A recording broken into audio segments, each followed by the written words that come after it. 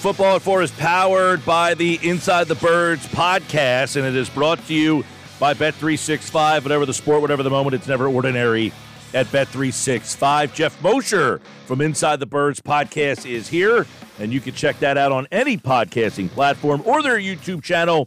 Just search Inside the Birds, and Mosher joins me here on the Sports Bash for another edition of Football at 4 on a day where, man, A.J. Brown, I don't know if he settled the team, settled the fan base, settled the situation or what, but there is a lot going on with this team moving forward here. Geoff Mosher is here on a first Wednesday of 2024. Happy New Year, Moshe. What's going on, buddy? Hey, Mike. I'm good. How are you? Yourself? I'm doing good, man. It's good to talk to you again after a couple of weeks of hiatus for me. We are back, and, of course, the Eagles back at the forefront. This is a team that looked like it was moving towards disarray. Did A.J. Brown fix any of that in your mind today, Geoff?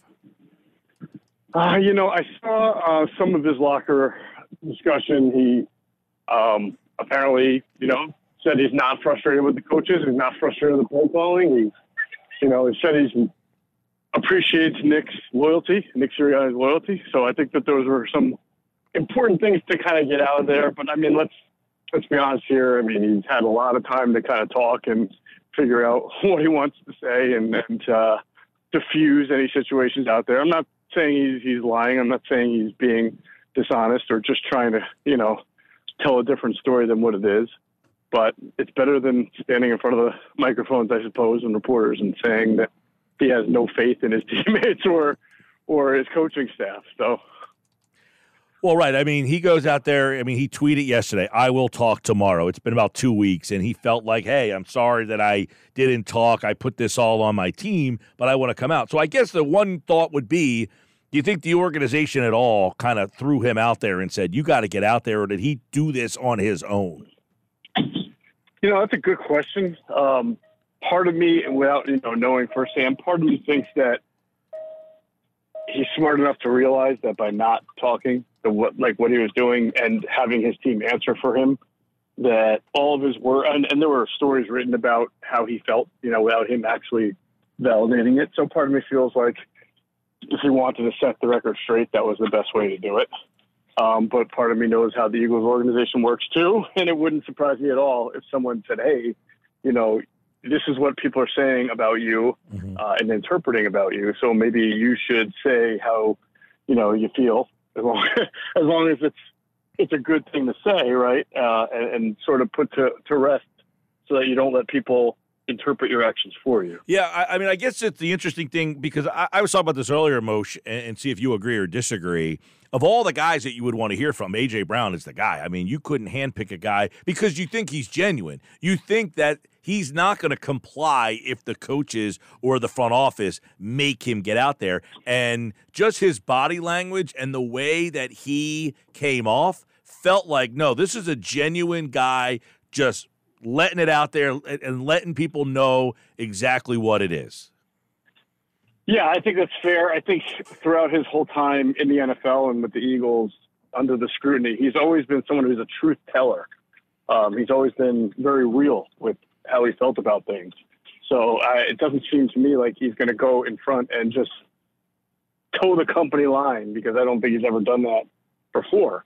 So that's why I'd be more leaning toward he's being honest up front and maybe just need a couple of days to, get himself right. He did mention that he took blame, he and the receivers took blame in the Seattle game, right, for freelancing at times when they shouldn't have. And I think that actually was interesting and probably speaks to a bigger issue going on with the team as far as, accountability and making same mistakes and not doing what they should be doing on a week in and week out basis, which probably went underneath, with all the emotions of how he's feeling and coaching and play calling and everything like that. Yeah, that because it peels the onion a couple layers after he says that is, hey, we improvise. That's on us. This isn't on those guys. We ride with Nick Sirianni and Brian Johnson, and you're thinking, okay, that happened a couple of weeks ago. Was anybody reprimanded or disciplined for basically writing your own script? And how long has that been going on for?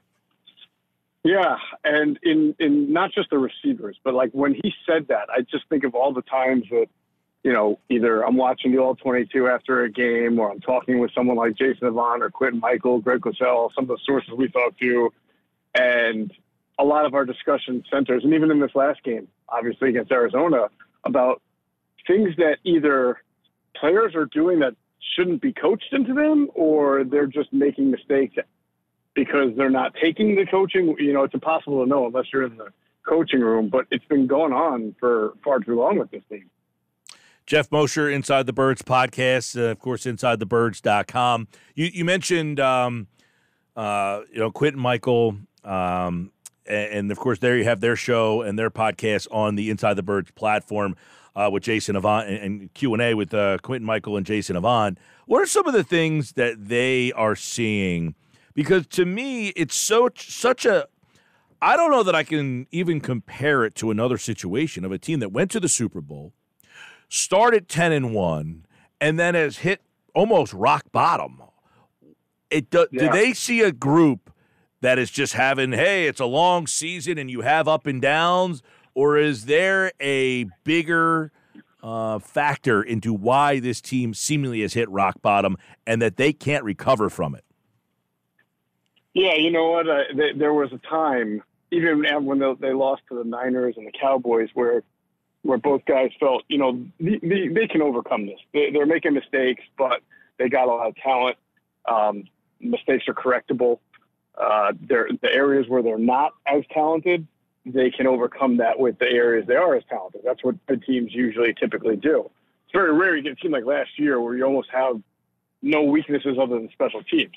So they felt that way for a while. They're starting to lose that kind of faith in the ability of the team to figure it out, and the coaching staff to put the team in the best position possible. You can tell that by listening to what they're saying. And I think Quentin really summarized it best. He asked a question that was somewhat rhetorical, I think, but also I think he's genuinely not sure when he asked the question, which is, whose defensive scheme are the Eagles running? Are they running Sean Desai's scheme with Matt Patricia calling the plays to it, or are they running Matt Patricia's scheme?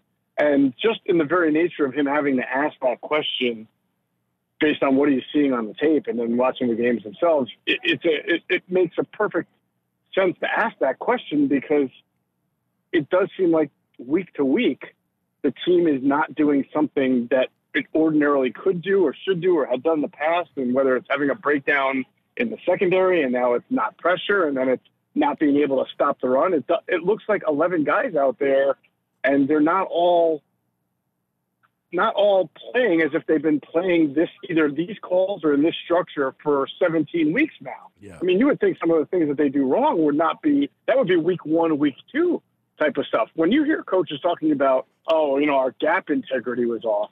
I mean, come on. Your gap integrity in the run against simple, power run, gap runs can't be off in week 17 of a season. Which would lead us to the next question, and it's something that you guys talked about on Inside the Birds. You're at week 17. You're going to the final week. Now, you're won 11 games, and you're a playoff team. You would think with that resume, Moshe, that you have an identity. But what is it?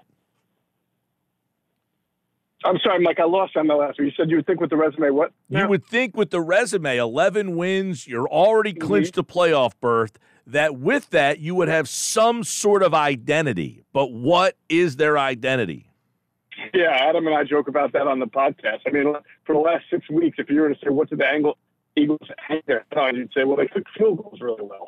They're maybe the best or second best kicker in the league. But right now, I think it's a great question. It's really, this team is lacking an identity, even offensively. I mean, they scored 24 points offensively, right? They moved the ball fine against the Cardinals, but it is one of the worst defenses in the league. They should have moved the ball fine. And secondarily to that, when they play, longest it was Dallas got 19, where, he comes across the scrimmage twice a game, flip it to him. If they follow him, Hurts runs right behind him, right? So this time they flipped it to him, ran up the 19 yards. The only real chance for an explosive play passed by Jalen Hurts against a cover zero blitz that got dropped by Devontae Smith. Normally something that Devontae would catch, right? So right now they don't even have a very good offensive identity. They're not converting on third down the way they used to. And clearly at the end of the game, that was just a really poor display of offense. And AJ made a point, and he's right. I think that 2nd and 16 play call that people are butchering is fair, because when you have great playmakers, why wouldn't you pass on 2nd and 16? But they had what they wanted, but they didn't execute the right blocking on that, and that's why that play fell apart.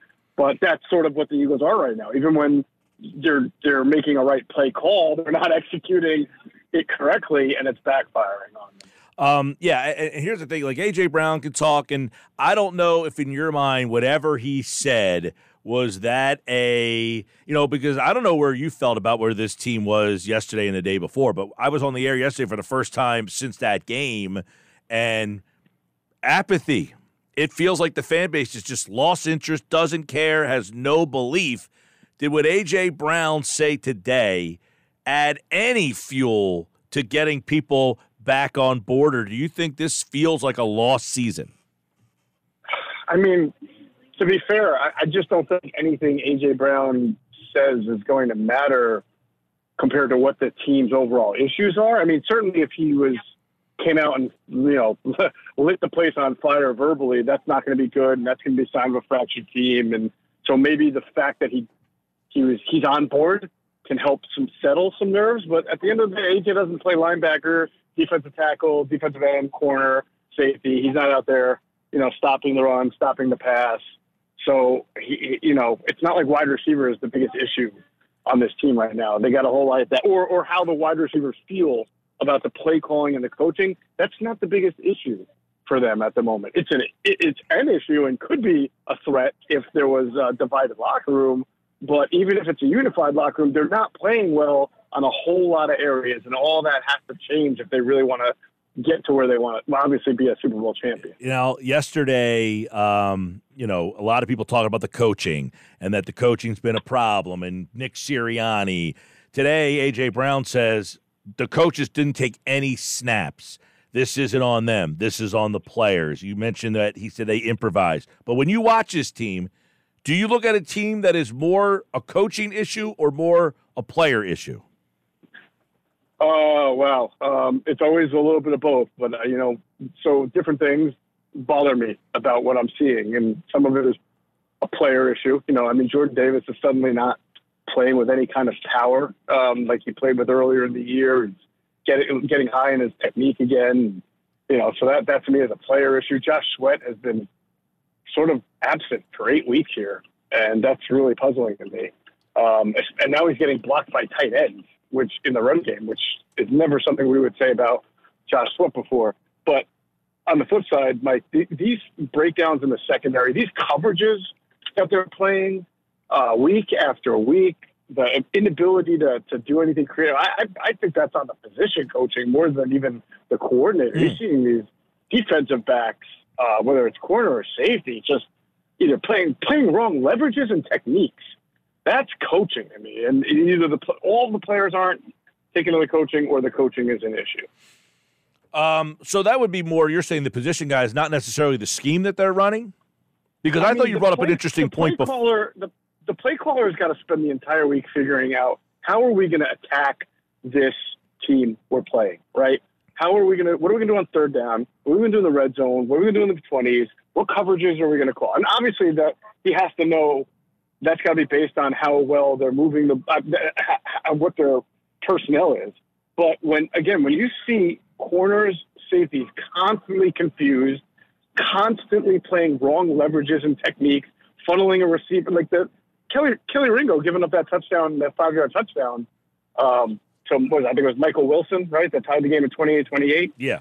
I mean, you got to force the receiver to the outside. Make a tougher throw. You let him right across him while he was flat-footed playing that leverage to funnel him to the inside made no sense. And that's something that we've seen week after week. And I think, like, that's your position coach who's working with you on your leverages and working with you on your techniques and studying the other receivers. So that is where I look at it and say, what is going on here that these guys make those kind of mistakes, fundamental type of mistakes week after? I get some of them are young, right? But we're in week 17, and all these guys out there, whether it's a Rick, a Ringo, a Blankenship, a Byard, whatever, they've been here. They've been getting the coaching for several weeks now, week after week. You would think you'd see advancement and development in those areas. Geoff Mosher, Inside the Birds podcast, InsideTheBirds.com. So watching this team, let's start on defense. Is anything you see on defense fixable that you could say, yeah, this is fixable between now and 2 weeks from now? I mean, I would like to say yes. I think if Zach Cunningham and Darius Slay come back, then they can be better in both coverage and run defense. You know, Slay for coverage, Zach Cunningham for run defense. So I do think that can improve. But I don't think that they can do anything right now with the decisions that they made to change play callers, with moving parts. I don't think that they can be a top 10 caliber defense. I don't think that they'll be a defense that keeps anybody in the playoffs awake at night. Like, oh my gosh, how are we going to move the ball against them? I don't think that's solvable at this point. I think they have to figure out what they want to be in the offseason, and they need stability. I mean, I'm going to guess that there's going to be, especially if they lose in the first round or even lose Sunday, you know how it is when the team doesn't meet expectations. They wind up firing coaches left and right. So we'll see what happens. But they've got to have some kind of identity that they stick by. Offensively, A.J. Brown said today a couple times, we're right there. We're close. We're right there. Do you agree? Offensively? Yeah.